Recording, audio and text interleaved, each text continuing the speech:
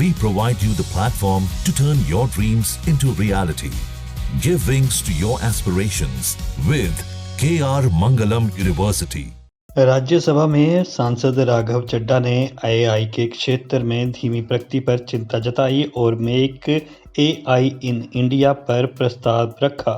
उन्होंने कहा कि भारत के पास प्रतिभा और डिजिटल शक्ति है, लेकिन एआई उत्पादक बनने में देरी हो रही है। माननीय Shri Raghav Chadha ji, need to tap India's potential in the field of artificial intelligence. Sir, आज मैं जिस विषय पर बात करने के लिए खड़ा हुआ हूं वो आज से भारत से कहीं ज्यादा आने वाले कल के भारत के लिए आवश्यक जरूरी है। मैं बात कर रहा हूं आर्टिफिशियल इंटेलिजेंस की।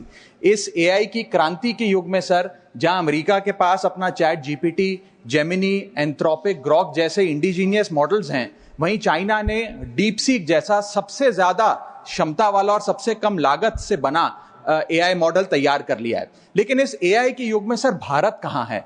क्या भारत इस युग में पिछड़ता जा रहा है? क्या भारत अपना जनरेटिव एआई मॉडल नहीं बना पाएगा?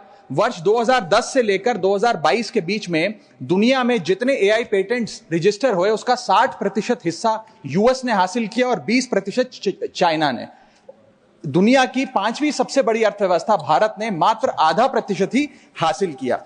सर, यह बात तो सत्य है कि यूएस और चाइना के पास एआई में एक हेड स्टार्ट है 4-5 साल का, लेकिन वो इसलिए है क्योंकि उन्होंने अपने रिसर्च में, एकेडमिया में और एआई डेवलपमेंट में निवेश किया।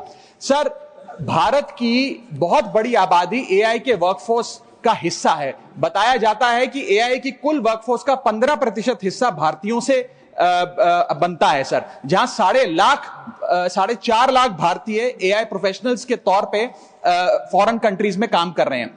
Sir, India ranks 3rd in highest penetration of AI skills. इसका मतलब यह है सर कि भारत के पास प्रतिभा भी है, मेहनती लोग भी हैं, ब्रेन पावर भी है, डिजिटल इकोनॉमी भी है और 90 करोड़ से ज्यादा इंटरनेट यूजर्स भी हैं। लेकिन फिर भी कहीं ना कहीं आज भारत एआई का कंज्यूमर बन गया है, एआई का प्रोड्यूसर नहीं बन पा रहा। सर, ओपन एआई के फाउंडर सैम ऑल्टमैन से जब भारत की एआई पोटेंशियल के बारे में पूछा गया तो उन्होंने भारत को नकारते हुए कहा कि भारत का एआई पोटेंशियल पूरी तरीके से होपलेस है, यानी कि निराशाजनक है।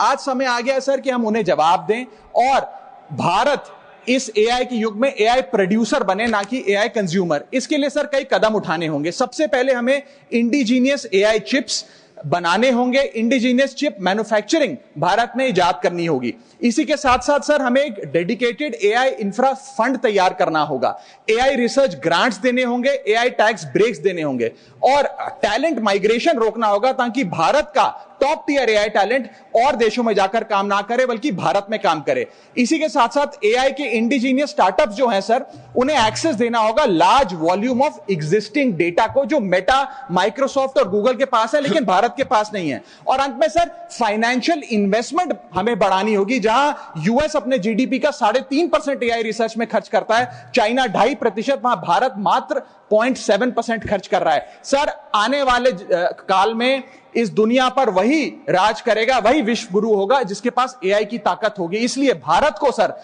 मेक इन इंडिया के साथ साथ मेक एआई इन इंडिया की ओर आगे बढ़ना होगा।